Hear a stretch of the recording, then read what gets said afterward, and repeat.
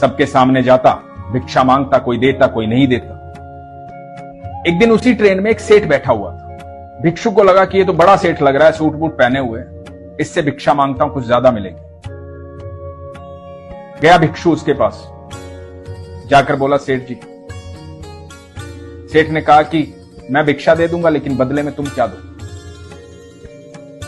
भिक्षु बोला, जी मैं तो भिखारी हूं, मैं क्या दूंगा? मैं तो आपसे मांगने आया हूं, मैं क्या दे सकता हूं? सेठ बोला, जब किसी को कुछ दे नहीं सकते तो मांगने क्यों आए हो?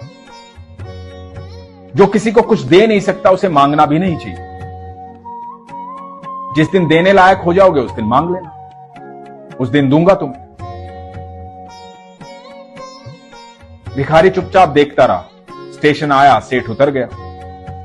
भिखारी के दिल में यह बात उतर गई कि जब किसी को कुछ दे नहीं सकते तो मांग क्यों रहे। भिखारी ने सोचा, बात तो सही कह रहा, मैं किसी को देने लायक ही नहीं हूं तो मांगू क्यों? कुछ देने लायक होना चाहिए मैं। भिखारी ने सोचा, जब तक किसी को कुछ दूंगा नहीं तब तक मांगूंगा नहीं। और सोचता रहा, क्या दूं क्या दूं, कुछ दिमाग में नहीं आया। सुबह स्टेशन पहुंचा, मन में यही चल रहा था, जब तक दूंगा नहीं मांगूंगा नहीं। तो देखा कि स्टेशन के पास बहुत सारे पौधे हैं जिन पर सुंदर सुंदर फूल लगे हुए हैं। भिखारी ने बहुत सारे फूल इकट्ठे किए, ट्रेन में चढ़ा, लोगों के पास पहुंचा, भिक्षा मांगने लगा। सबको फूल देता, भिक्षा लेता। भिक्षा देने वाला भी खुश होता, मुस्कुराता और भिक्षा देता। भिखारी ने देखा कि मैं लोगों को फूल देता हूं और लोग मुझे भिक्षा ज्यादा दे रहे हैं, लोग मुस्कुरा भी रहे हैं, खुश भी हो रहे हैं। ये तो उस सेठ ने सही बात कही थी, लेने के लिए देना पड़ता है। बड़ी अद्भुत बात थी। तो ऐसे ही सिलसिला चल रहा था। एक दिन फिर ट्रेन में चढ़ा और उसने देखा कि वही सेठ बैठा हुआ है। सेठ के पास पहुंचा, कई दिनों से इंतजार कर रहा था कि सेठ आएगा तो उसको बोलूंगा। पहुंचा सेठ के पास, सेठ को बोला कि आज मेरे पास देने के लिए है, ये लीजिए फूल और मुझे भिक्षा दीजिए। सेठ ने मुस्कुराते हुए उसे कुछ पैसे दे दिए और सेठ ने कहा कि वाह, बहुत अच्छा काम किया तुमने, अब तुम भिखारी नहीं रहे हो, व्यापारी बन गए हो। भिखारी फिर सेठ की तरफ देखता रह गया। सेठ का स्टेशन आया, चला गया। भिखारी ट्रेन से उतरा, आसमान की तरफ देखा, जोर जोर से चिल्लाने लगा कि मैं भिखारी नहीं हूं, व्यापारी हूं, भिखारी नहीं हूं, व्यापारी हूं, भिखारी नहीं हूं, व्यापारी हूं। आते जाते लोग देख रहे थे, हंस रहे थे कि पागल हो गया। भगवान को धन्यवाद कर रहा था कि भगवान, भिखारी नहीं हूं, व्यापारी हूं। 2 साल बाद स्टेशन पर 2 लोग खड़े थे, सूट बूट पहने हुए। पहले व्यक्ति ने दूसरे की तरफ देखा और कहा कि पहचाना? तो दूसरे व्यक्ति ने हाथ मिलाया और कहा कि हम शायद पहली बार मिल रहे हैं। तो पहले व्यक्ति ने कहा कि नहीं, हम तीसरी बार मिल रहे हैं। तो दूसरे व्यक्ति ने कहा कि हम पहले कब मिले?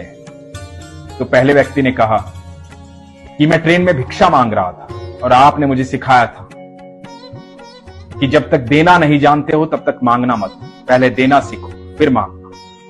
ये प्रकृति का नियम है। बीज बोओगे तभी पेड़ उगेगा, तब फल लगेंगे, तब आपको फल की प्राप्ति होगी। पहले देना सीखो। उसके बाद मैंने आपको फूल दिया, दूसरी बार मिला, आपने मुझे भिक्षा दी और आपने मुझे मेरा ज्ञान करवाया। आपने कहा कि मैं भिखारी नहीं, व्यापारी हूं। बस वो दिन था जहां मुझे ज्ञात हुआ कि ईश्वर ने मुझे इस धरती पर भेजा क्यों। उससे पहले मैं अपने आप को भिखारी ही समझता था, मुझे मेरा ज्ञान नहीं था।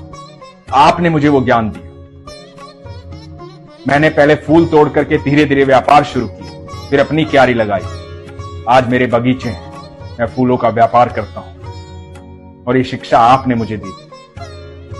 दोस्तों, ये बड़ी अद्भुत बात है। भगवान आपको संदेशे भेजते हैं किसी न किसी के जरिए, आपको संदेशे समझ में आने चाहिए। जब भी आप मुसीबत में होते हैं तो यकीन मानना, मुसीबत की एक खासियत होती है, मुसीबत जब भी आती है तो हल साथ लेकर आती है। समस्या एक होगी, हल कई सारे होंगे।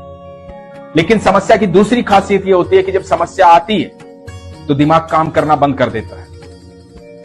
वहां पर जब आप ईश्वर के बंदे होते हैं, संतुलित होते हैं, सरल होते हैं, भगवान पर विश्वास रखते हैं, तो आपका दिमाग काम करना शुरू कर देता है और आपको सारे हल दिखाई देने शुरू हो जाते हैं।